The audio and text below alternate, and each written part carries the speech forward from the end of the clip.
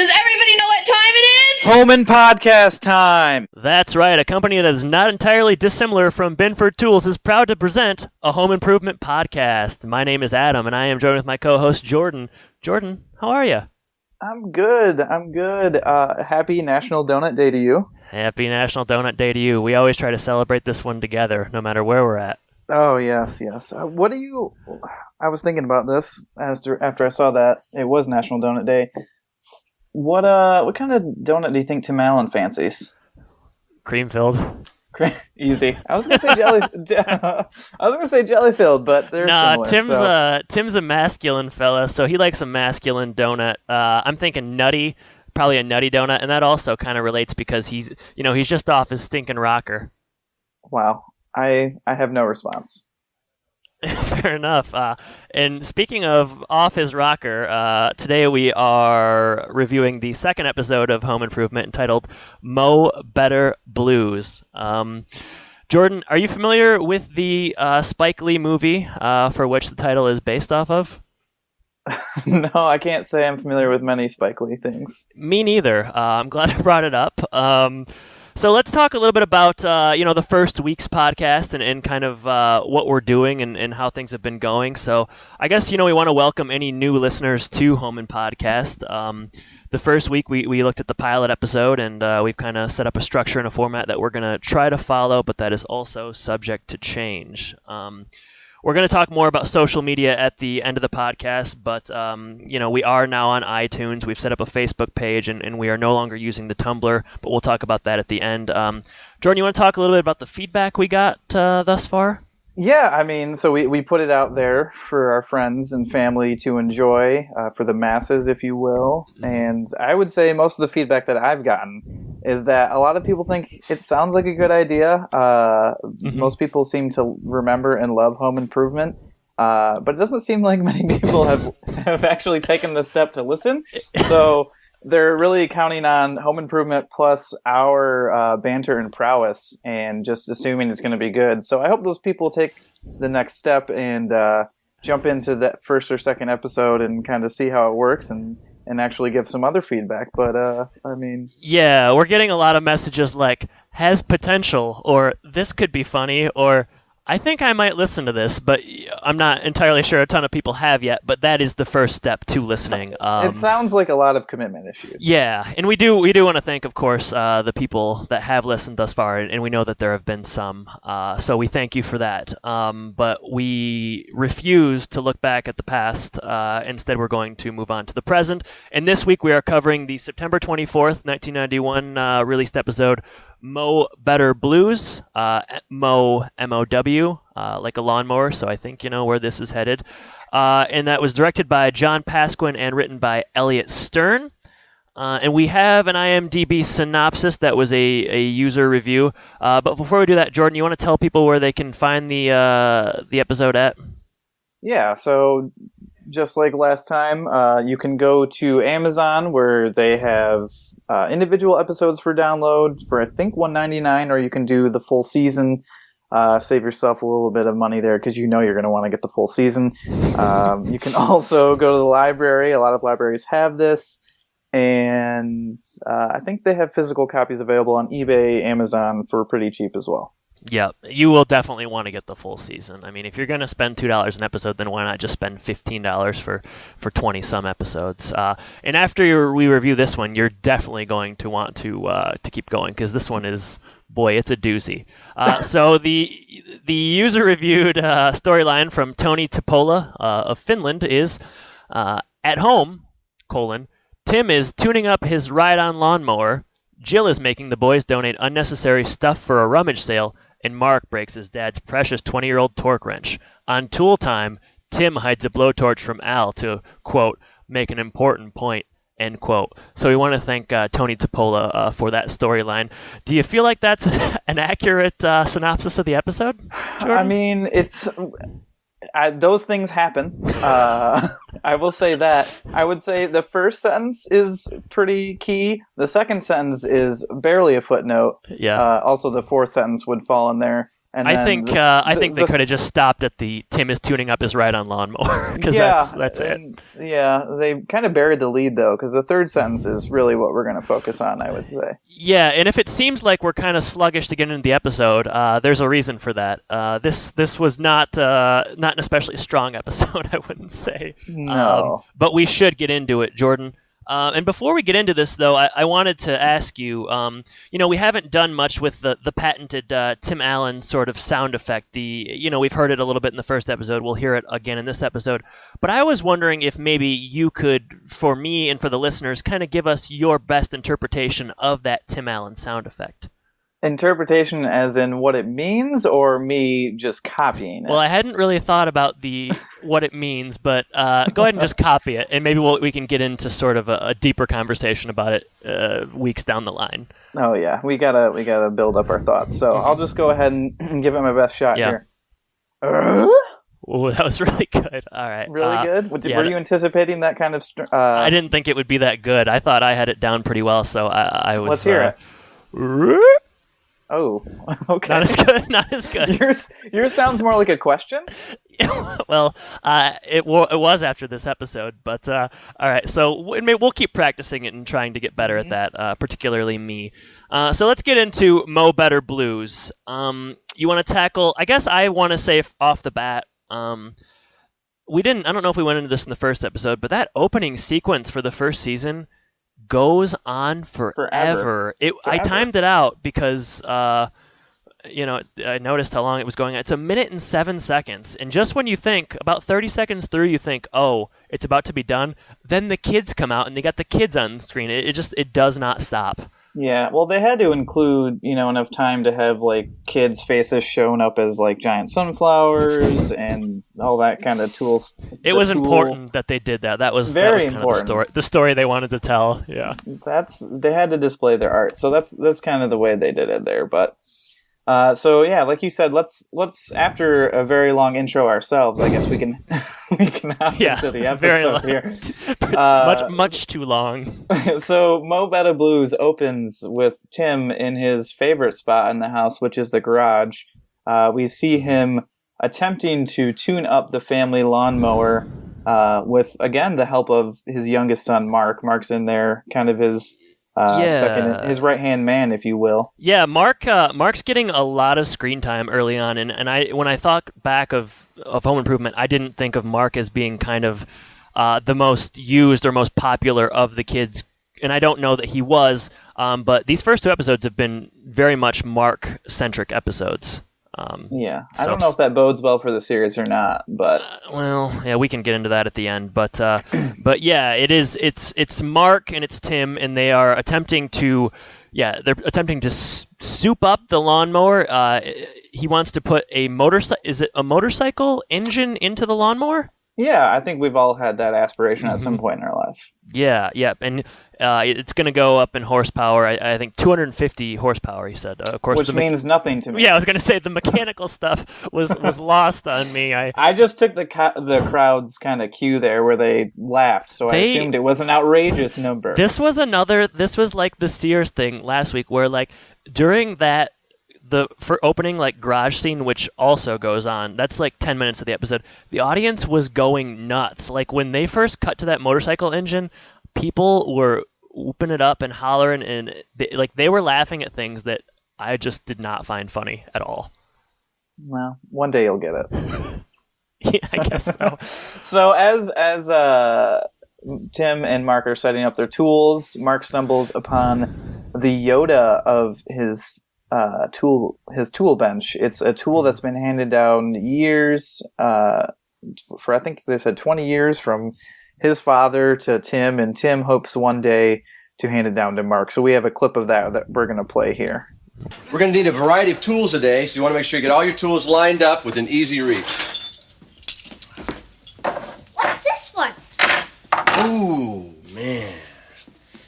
That's my Tolan Precision Engineered Torque Wrench. See the gauge there, measured pounds per square inch. You use this for all your delicate bolts, like on the engine head and when you bolt the engine to the chassis there. What's old? Oh, it's not old. It's experienced. This is the Yoda of my tool bench right here. Yeah. It's been in my family almost 20 years. My dad gave it to me, and someday I'm gonna give it to you. Gee, thanks, Dad. Take that, buddy. So yes, it's sort of a family heirloom. It's Tim's precious torque wrench, and Mark doesn't necessarily understand the importance of the torque wrench, or really, he's a young boy, so at this point he's not really even understanding the process of putting in the engine, but he's enjoying spending time with his dad, and they have real rapport here, and much like in the first episode, I did feel like the Mark and Tim kind of scenes together, the scenes where, and at the end as well, I feel like they are a good match. I guess I understand why the first two episodes do have Mark, or rely so heavily on Mark, because that is kind of a relationship that's working. So yeah, we have the torque wrench, and I think at that point we cut over to Jill with the other two boys, is that correct? Yeah, she seems to be gathering clothes and loose household items together for a rummage sale for Brad. Randy is helping and making sure that his mom knows it, and Brad is watching TV. Did you see what Brad's watching? It sounded violent. Spartacus. The Stanley Kubrick movie, and I was really struck by like an 8-year-old Brad watching this like just 1960 Stanley Kubrick movie, and I couldn't help but thinking like I wish he was watching, like another like Eyes Wide Shut or like The Shining or like another Stanley Kubrick movie. But Brad he's very cinematic. He as a young boy he has very elevated tastes. So I was struck by that. But yes, we have Brad and we have Randy, and Randy is very much sucking up to his mother. And we're not getting a lot of JTT early on, but he's definitely he would come to be kind of a heartthrob, and I do see the appeal here in these early episodes. He does see, not from a heartthrob perspective so much as like I've put myself in a corner here. You fancy him, huh? Nobody puts baby in a corner. No, I just mean like I think as far as the acting goes, like I feel like he has like a definite like shtick here. Like he's kind of like, I don't know. Do you know what I'm saying? Like he's sort of. He strikes me as like conniving almost. Yeah. So he can use his personality in whatever way he chooses, and we'll see later on in the episode what that means for Mark and kind of tricking him. But in this instance, it's kind of endearing himself to his mom and setting himself apart from Brad. And he's a real charmer. He's a charmer. That's it. That's the word. That is the word, charmer. And if we were to edit this, I would like you to take out the part where I said I get why he's a heartthrob, and I think we should just edit it to the charmer part. But the ball's in your court there. So we cut back. There's the boys are running around and just sort of being wild. There's a mention of liver. She says that if they don't get their stuff around, or if they wrestle or something, that she'll feed them liver for dinner. And the boys do not like the sounds of that. No, and they like stop at the stairs and scream together in a great like timed moment. It felt very organic. How everyone stopped and looked at the camera and screamed. It was just really good. Go ahead. Yeah. Oh, I was going to say, Jill then continues into the garage for what might be the longest scene in the history of Home Improvement where nothing happened. This was not a good Jill episode. I was thinking like, and I feel bad for like, I like Jill as a character, but it was as if like after the first episode, like somebody like an executive like handed a note that said like Jill needs more jokes, because they gave her so many jokes this episode and none of them were funny. Like she like is just like, it's like she's trying to do like stand up like in the garage, like she's just throwing out her best bits and her best routine, and it is terrible. Like it is so not funny. This whole following scene is just like, it just would not end. Yeah, and the premise of the scene is basically she's looking for duct tape. Is that duct tape or duct tape? Not the quack quack kind. Not the quack quack kind. So that joke is included in there, as well as a hole in the head joke for Tim. Basically, the premise of this scene is that Jill always messes with Tim's tools, and he would never do such a thing to her domain. Except for in the pilot. Except for like in every episode where he tries to make everything have more power. But so he gets her to promise to ask to borrow tools. She puts the duct tape on her wrist and puts her hand on the tool, which pray to the tool gods. Pray to the tool gods. There's a little bit of sexual innuendo with the wrench, and then we kind of have a clip here of that whole scene going on. Enjoy. What do you think? Well, with that engine, you won't just be cutting the grass, you'll be sucking it up by the roots.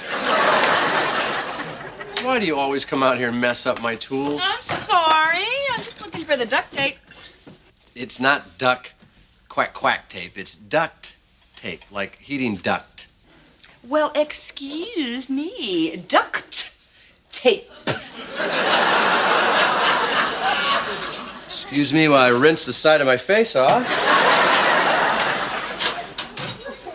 So this scene continues to go on. There are several additional poor jokes made by Jill. Jill eventually touches Tim's tools. They have a cute little interaction, and then Tim chases her out.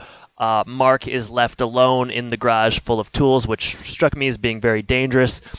He takes the beloved torque wrench, tosses it up in the air, and then he doesn't catch it. It crashes to the ground and presumably breaks. He says something to the degree of uh-oh, and then he makes the ill-fated decision of sticking the torque wrench into I guess it was the dryer, expecting it to never be found or for that situation to go away. Did you think that Mark should have known better than to put it in the dryer? I know he's just a little boy, but that seemed, even to me, seemed juvenile.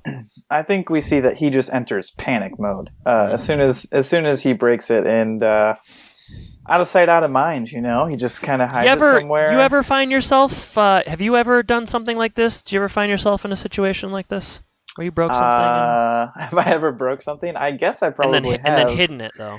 That's a good question. I guess you haven't. I don't know if I've ever hidden anything. Okay.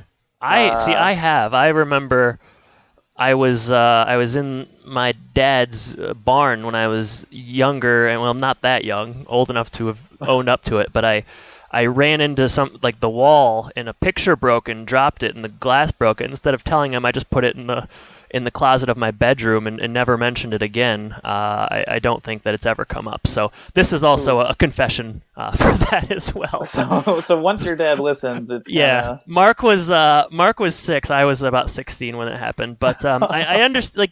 This is something. Mark's storyline is something that I guess it's a conceivable thing, and I don't know that the episode is poor because of this storyline so much as it's the only storyline. Nothing really happens. No. And it continues to be very formulaic. What's going to happen as soon as Mark breaks the tool and hides it. All right, so then we see Tim back in the garage.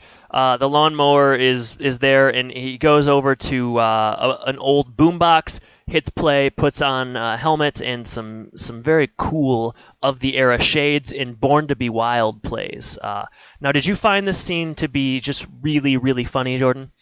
I can't say that I laughed, but when did you? But the crowd. When did you first? Yeah. Oh man, when did you first laugh in the episode? Because I have a scene the first laugh that I wrote down.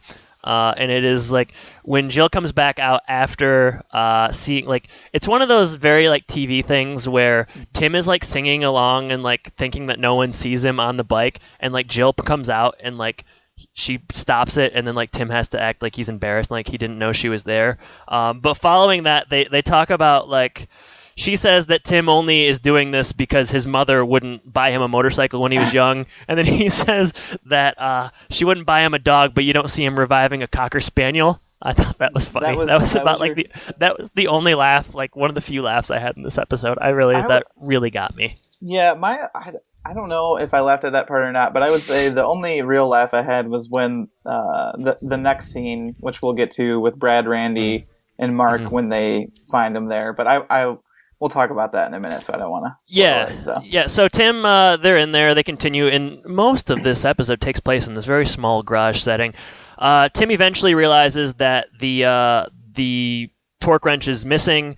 He gets pretty upset pretty quickly. He heats up. Yeah, he really heats up here. This is it felt odd because most of the episode Tim is just sort of dancing around making odd voices and I don't know, swearing to the tool gods, and all of a sudden he's pretty pissed off, I would say.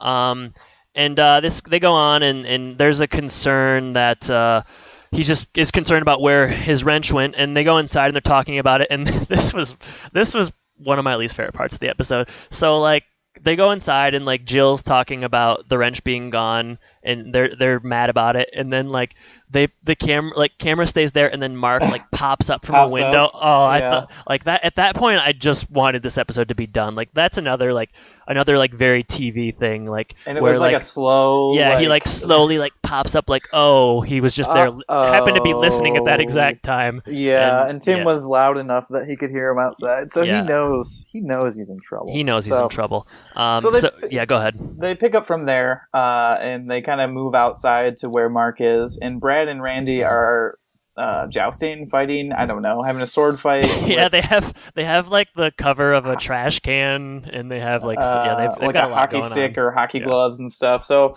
they're using their imagination, and they bump into Mark, who is hiding kind of at the back of the set here behind the fence, and they kind of confront him about like, why are you hiding? And they start to talk it out, and Mark spills the beans to his brothers. I'm not sure why he would, knowing how his big brothers... mistake. Big mistake. Huge and this mistake. this is where I started laughing.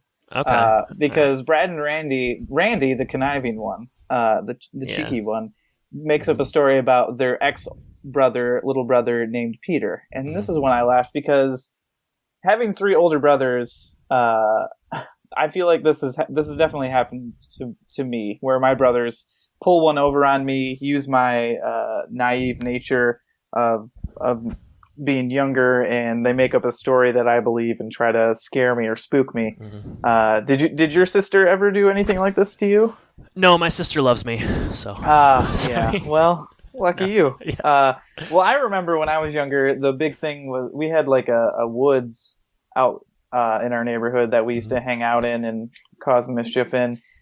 And they had this like fake ear, like an ear that you would get from like a Halloween store or something of that nature. Yeah. And they made up this story about this girl who lost her ear, and she was apparently like haunting people in the woods or something. And I don't know, it terrified me to go in my backyard and out in the woods at night. A little too behind the curtains maybe, but what woods are you talking about?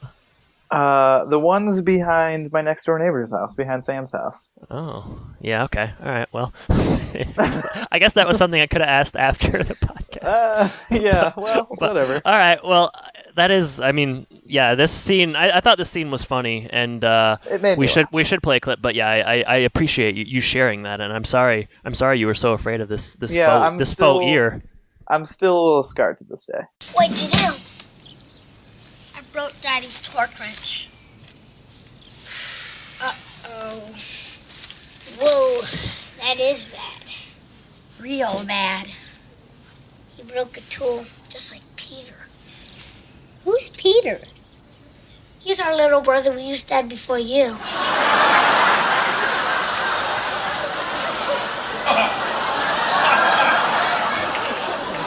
No! He broke Dad's flashlight. What'd they do with him? They traded him in for you. They did not. Well, it's nice knowing you. Maybe this time we get a dog instead. Brad, Randy, Mark, So, yeah, that scene, basically, they had Peter, ex-little brother, who once broke a tool, and they traded him in. So, at that point, Tim calls in the boys to figure out what happened. Mark is missing from the trio, and Tim calmly, I say calmly because Jill tries to make him be calm, and he doesn't do a very good job. That was also like a pretty funny scene. So she says something like calm, and he's like, "Which one of you like knuckleheads like busted my my torque wrench?" I laughed at that part.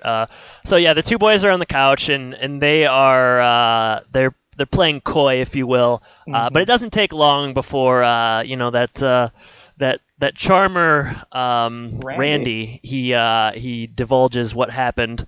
Mark is seen in the following scene, I guess, outside, and Wilson is peering over the fence. It's our first Wilson appearance of the episode.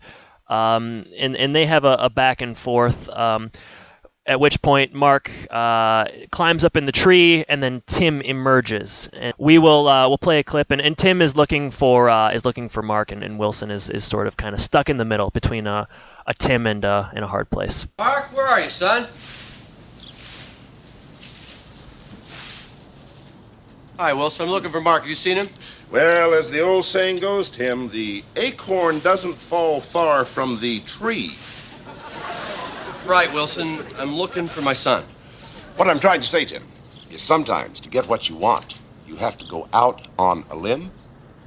I don't have time for this, Wilson. I'm looking for my boy. He didn't want me to tell you. What? He's up in the tree. Tim, I think he's pretty unhappy. Well, Wilson, if you haven't seen him, you haven't seen him. Thanks. So yeah, two straight scenes, Mark is kind of outed here by Wilson and his brothers. He probably shouldn't be trusting anyone at this point, but Tim tricks Mark out of hiding in the treehouse by grunting. He's sort of, he knows Mark's out there, and he's saying the right things. Like, I'm sure gonna miss. I hope Mark's not gone. I'm sure gonna miss having him. He's my best helper. Tim grunts, and then Mark does a grunt that was closer to what I did in the beginning of the episode, Yes. more of a question than a statement. Mm-hmm. And Mark, he descends from the tree, and they have what I've called the episode's thesis statement, if you will, where the sentimentality comes through, and there's forgiveness on the part of the father Tim, and Mark is all too happy to be forgiven. And we have a clip of this. Mark, what are you doing up in the tree?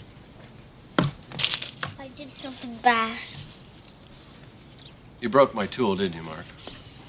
It jumped right out of my hand. Shouldn't have been in your hand, though, right? I was just playing. We've been through this before. My tools are not your toys. I'm sorry I broke your tool. It was an accident. Accidents happen. It's not the end of the world. But when you break something of somebody else's, you gotta tell them.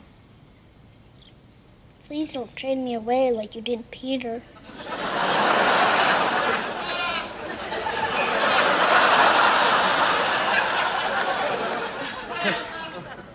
Peter?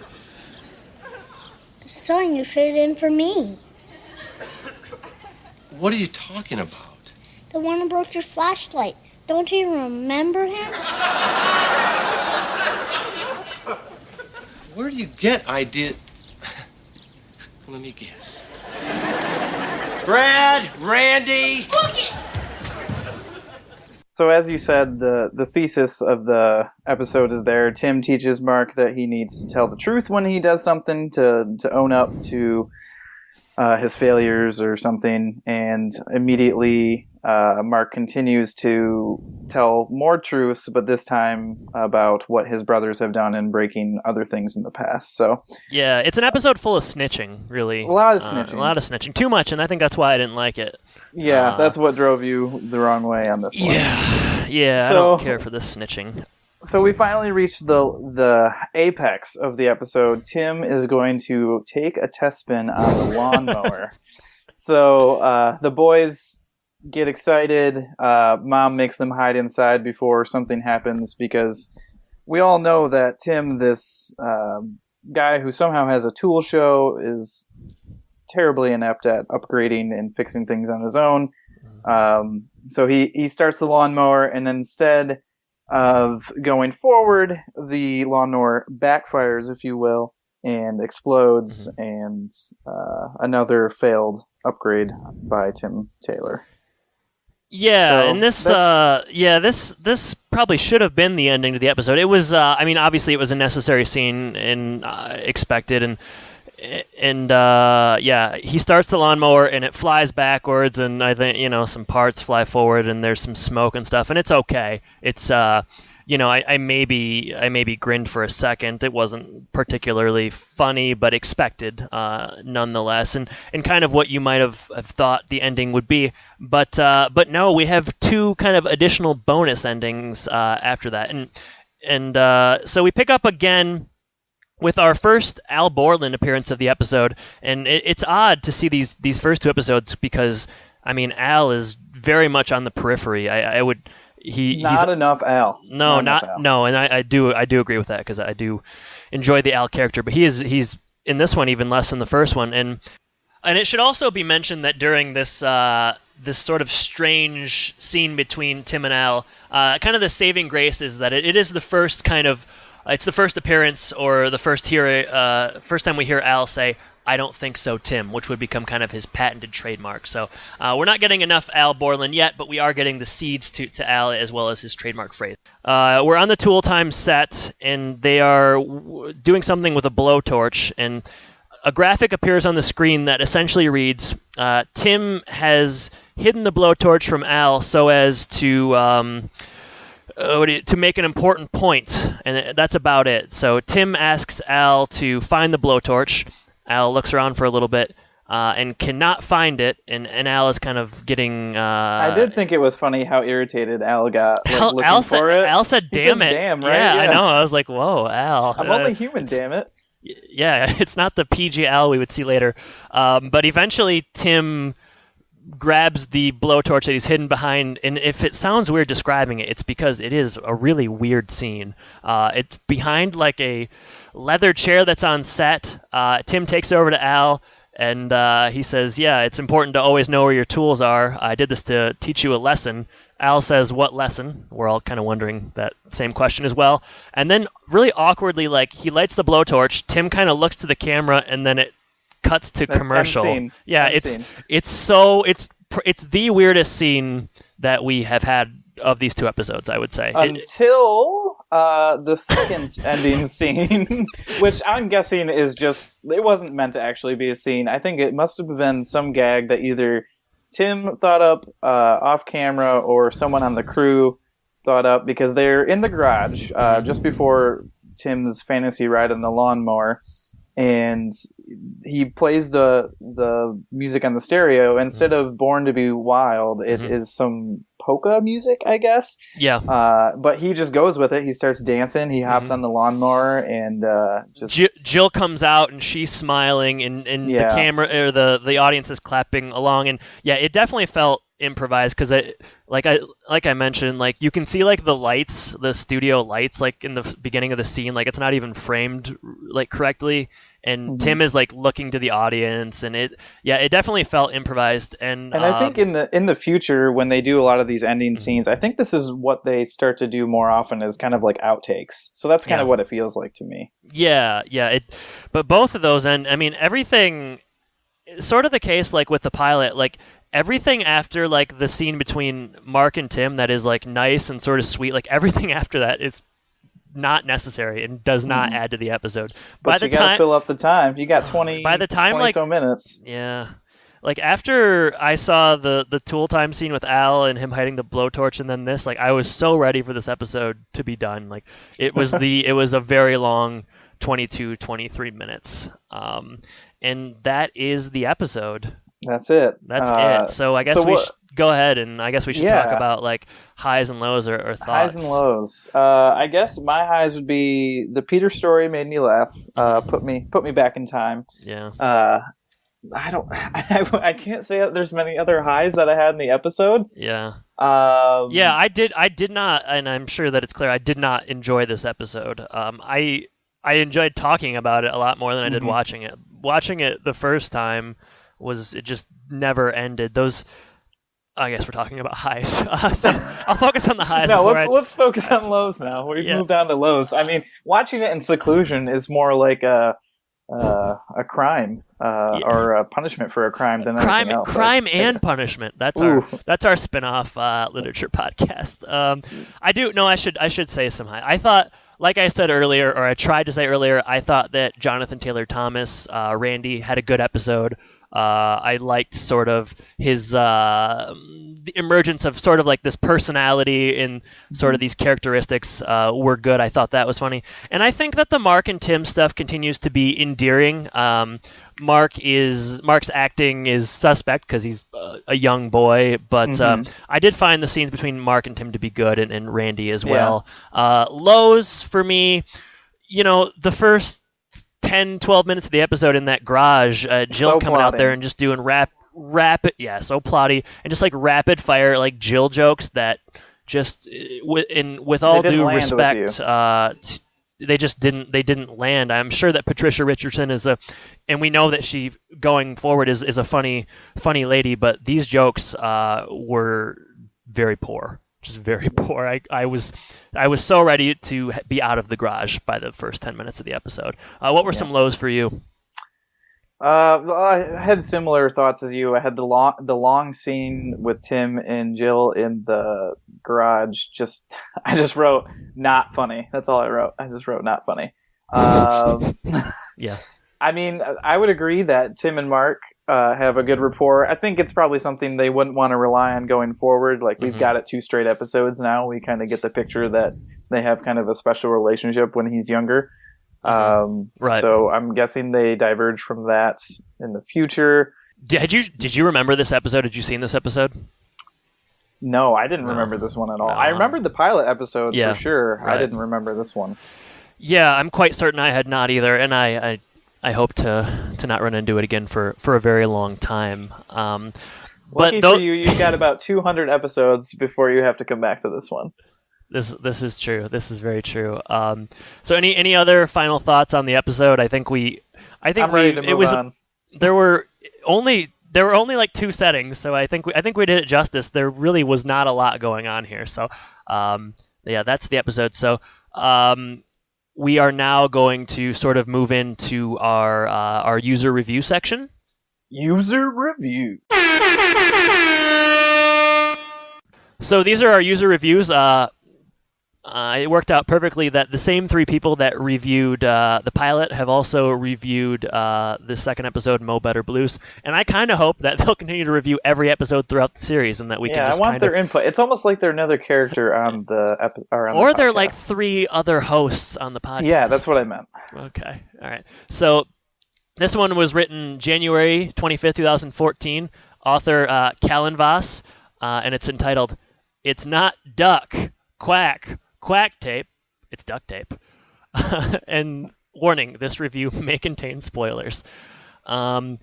So let me find the good section here. So I emphasize with Mark in a big way in this one. I can't recall how many times I busted valuable things of my dad's and was frightened about the repercussions I would receive. I felt Mark's actions were not only realistic, but justifiable, considering his age. I couldn't help but crack up when Mark breaks it. I've been in that situation so many times that it brought back memories. Kind of repetitive. Tim acts like a bit of a jerk in this one as well. I enjoy Tim Allen a lot, but sometimes he comes across as a douche on this show. That's essentially it. I just wanted to read the douche section. It's this person. They have a lot of memories of breaking things. And it looks like they gave it the episode 8.3 out of 10. Which is pretty. That's generous. Like, it does end with, "This is a great episode. See it if you're a Home Improvement fan." I mean, I think you're not on this page if you're not a Home Improvement fan. No, but, I guess that not. was Callan Voss. The second review is by Explorer DS6789, entitled "Mow Power." So they use the "more power" catchphrase from Home Improvement and put on a little lawnmower spin. So the first sentence I'm just going to read, it says, "Today Tim Taylor is going to soup up his riding mower. He's planning on installing a motorcycle engine on that bad boy. Why? Well, why not?" Well, I mean, for me, I would argue that the first time he souped up the dishwasher, that didn't go very well. So I would say that's why not. But Jill thinks it's all a funny joke, yada, yada, yada. Then the other part I wanted to read was, it's also the first time Brad and Randy play a mean trick on Mark. That's not true. But I think in the pilot, don't they hold him upside down? So I like that these are like user reviews and summaries, because they're not really reviewing these things. They're just kind of talking about them. No. But at the end, they did give their thoughts. They said they thought it was very funny. The jokes were very funny. The plot and the story were decent, which I would say is generous. And then they said, all in all, I'd say Home Improvement is off to a good start. Check out Mow Better Blues. So they had a positive review as well. Is that the one where it says the group seems like an actual family as well? Yeah. Well, I guess I would agree with that. I would agree with that. All right. So our final one comes from Sean Labe 1, December 2009. It's titled "Not as Good as the Pilot, but Still Great." This one again is also a bit repetitive. Also 10 out of 10 Yeah, he stars, really looks liked it. So. This is the second episode of Home Improvement. After the insanely exceptional pilot episode, it was really difficult for the writers to make another episode that was just as good right away. Mow Better Blues is a great episode. Sure. Just doesn't match the pilot. Skipping down, this episode isn't as good as the pilot. It doesn't have as many hilarious lines in it, and the storyline isn't as interesting. Don't get me wrong, it's still a great episode, and we can't always have back-to-back episodes that are amazing. It's just not as funny as the pilot. Still, plenty of humor to be had here, and even though there aren't as many funny lines in this episode as in the pilot, there are still several quotes that are gems, and you'll still be laughing and thinking about them hours after you heard them on the episode. I give this episode 9 out of 10. It's a nice follow-up to the pilot. I can't tell if they really love it or not, because if I was to give something a 9 out of 10, I would call it an amazing episode as well. They're just, there's... Sean and I maybe don't see eye to eye. There are still enough quotes and gems to be thinking about it hours after. I hope that as soon as we're done with this, I don't ever have to think about this one again. But those are our user reviews. Thank you, Sean Labe, Explorer, and Callenvas. We hope we'll be able to continue to check in on your thoughts and opinions on these episodes moving forward. So any final thoughts on Mowing the Lawn Better Blues, Jordan? No more. I want to be done. All right. So let's move on to the next one. Next time on Home Impodcast, we will be covering Offsides. But before that time, you can reach us via social media. So again, we are on Twitter at Home Impodcast. Instead of using the Tumblr, we have switched over to homeimpodcast.wordpress.com. We've recently set up a Facebook page, Home Impodcast, or you can reach us via Gmail, homeimpodcast@gmail.com. And, thank you, those of you that have given us any feedback thus far. If there's anything you'd like to see us do on the show, bring up. If you have any questions or commentary, or if you even wanted a shout-out, we'd be happy to do it. But we very much appreciate the support thus far. Jordan, anything I'm forgetting? Yeah, as Adam mentioned earlier, we are on iTunes now, so go ahead and subscribe, leave us a review, because that's how other people will learn about our show. The more stars, the better, of course. And that's all I've got. All right, so we are hoping for a Mow Better podcast, Mow Better episode next week, but in the meantime, please reach out to us, and thank you for listening. Take care, Jordan. Take care.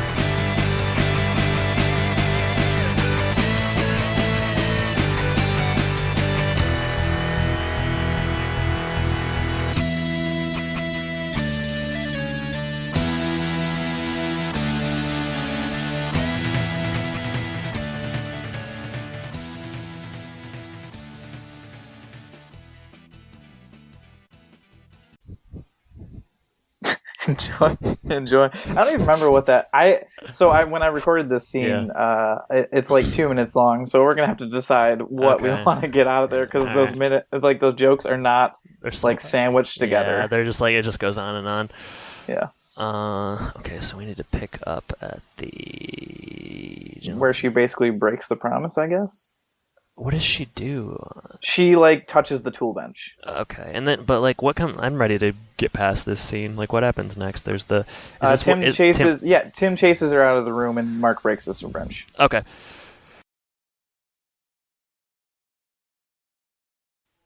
Scarred. All right, so let's play that clip. Okay. It's a pretty long clip, or no? Well, I can cut out this middle part. It's not like we need to be silent for as long as the clip is. No, let's together. All right, let me. I might add that to the outtakes at the end. Yeah. All right, so what happened? I'll Daddy's pick it up. Okay, pick up, yeah. Yes. Okay. So we'll play a clip, and Tim is looking for Mark, and Wilson is sort of kind of stuck in the middle between a Tim and a hard place.